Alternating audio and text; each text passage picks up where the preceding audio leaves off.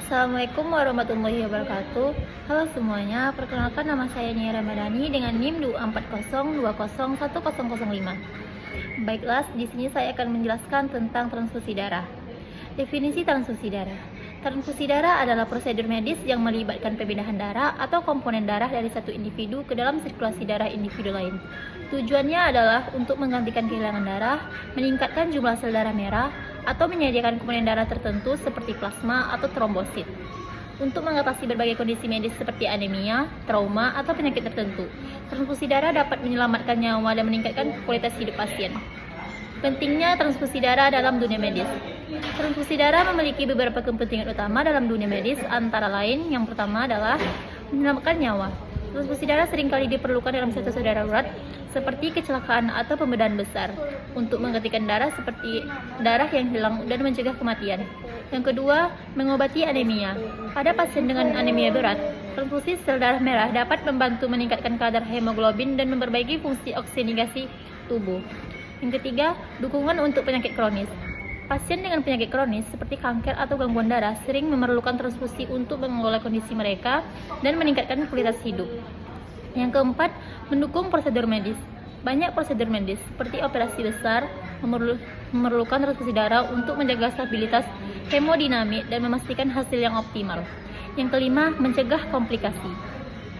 Transfusi komponen darah seperti trombosit atau plasma tidak dapat mencegah komplikasi serius seperti perdarahan yang tidak terkontrol pada pasien yang menjalani kemoterapi atau operasi. Yang keenam, pentingnya donor darah. Mendorong kesadaran akan pentingnya donor darah, membantu memastikan pasokan darah yang cukup untuk kebutuhan medis, mengurangi kekurangan darah di rumah sakit. Secara keseluruhan, transfusi darah merupakan intervensi krusial yang membantu dalam penanganan berbagai kondisi medis dan meningkatkan hasil perawatan pasien. Perkembangan awal transfusi darah. Perkembangan awal transfusi darah mencakup beberapa langkah penting. 1. Praktik awal. Transfusi darah pertama kali dicoba pada abad ke-17. Dr. John Baptist Dance di Prancis melakukan transfusi dari domba ke manusia pada tahun 1667. Meskipun hasilnya bervariasi dan sering berisiko.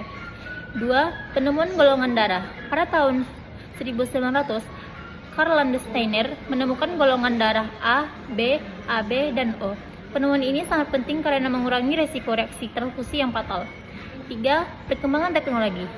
Pada abad ke-20, teknik penyimpanan darah dan pemisahan komponen darah sel darah merah, plasma, trombosit mulai dikembangkan. Ini meningkatkan efektivitas transfusi. 4.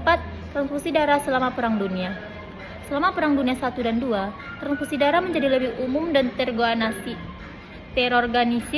Bank darah didirikan untuk menyimpan dan mendistribusikan darah secara efektif. 5. Peningkatan keamanan. Seiring berjalannya waktu, prosedur dan pengujian untuk memastikan kecocokan dan keamanan darah semakin ditingkatkan, termasuk pengujian untuk penyakit menular. Perkembangan ini menjadikan transfusi darah sebagai praktek medis yang aman dan efektif yang sangat penting dalam perawatan kesehatan modern. Jenis transfusi. Berikut adalah beberapa jenis transfusi darah yang umum dilakukan. Yang pertama, transfusi sel darah merah. Digunakan untuk mengobati anemia berat, trauma, atau kehilangan darah akibat pembedahan. Ini membantu untuk meningkatkan kapasitas oksigen darah. Yang kedua, transfusi plasma. Plasma adalah komponen cair dan darah yang mengandung protein, elektrolit, dan zat gizi. Transfusi plasma sering digunakan untuk pasien dengan gangguan pembekuan darah atau setelah operasi besar. Yang ketiga, transfusi trombosit. Trombosit digunakan untuk mengobati pasien dengan jumlah trombosit rendah, trombositopenia, seperti pada pasien kanker yang menjalani kemoterapi. Yang keempat, transfusi darah utuh. Transfusi ini mencakup semua komponen darah, sering digunakan dalam situasi darurat ketika banyak komponen darah diperlukan sekaligus. Yang kelima, transfusi sel darah putih. Jarang dilakukan, tetapi digunakan untuk pasien yang mengalami infeksi berat atau memiliki sistem imun yang terganggu. Setiap jenis transfusi memiliki indikasi spesifik dan dilakukan berdasarkan kebutuhan medis pasien. Indikasi transfusi. Indikasi transfusi darah mencakup berbagai kondisi medis, antara lain: 1. Anemia berat. Transfusi sel darah merah dilakukan untuk meningkatkan kadar hemoglobin pada pasien anemia yang parah. 2. Trauma pendarahan. Pasien yang mengalami kehilangan darah akibat kecelakaan, pembedahan, atau trauma membutuhkan transfusi menggantikan darah yang hilang. 3. Penyakit hematologi. Pasien dengan penyakit seperti thalassemia atau anemia sel sabat sering memerlukan Transfusi secara rutin. 4. Pasca operasi. Setelah operasi besar, transfusi mungkin diperlukan untuk mengatasi kehilangan darah dan mendukung pemulihan. 5. Gangguan pembekuan darah. Transfusi plasma diperlukan untuk pasien dengan gangguan pembekuan seperti hemofilia atau setelah prosedur bedah. 6. Kemoterapi.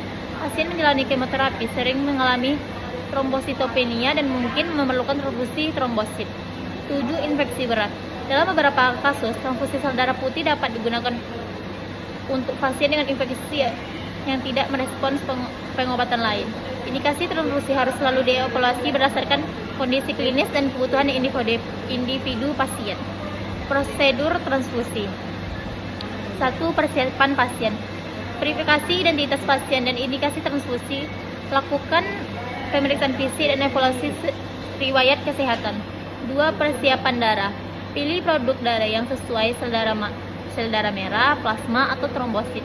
Pastikan darah telah diuji dan cocok dengan golongan darah pasien. 3. Persiapan alat. Siapkan peralatan transfusi, termasuk sel infus, salin, dan kantong darah. Pastikan semua peralatan steril. 4. Pemasangan intravenous. Tempatkan kateter 5 di vena pasien untuk memudahkan transfusi. Pastikan akses vena memadai dan nyaman. 5. Transfusi darah. Hubungkan kantong darah ke set infus. Awali transfusi dengan laju lambat dan memantau reaksi awal. Secara bertahap, tingkatkan laju transfusi sesuai kebutuhan. 6. Pemantauan. Pantau tanda vital, tekanan darah, nadi, suhu, sebelum, selama, dan setelah transfusi. Perhatikan tanda-tanda reaksi transfusi seperti demam, menggigil, atau ruam. 7. Penyelesaian transfusi. Setelah transfusi selesai, lepaskan kantong darah dan sel infus. Berikan salin untuk memberikan kateter. Catat semua data transfusi dalam rekam medis pasien. 8. Pasca transfusi. Lakukan pemeriksaan lanjutan dan catat respon pasien terhadap transfusi. Prosedur ini penting untuk memastikan keamanan dan efektivitas transfusi darah. Donor darah.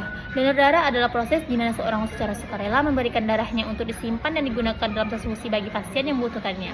Berikut ada beberapa poin mengenai donor darah. Kesimpulan.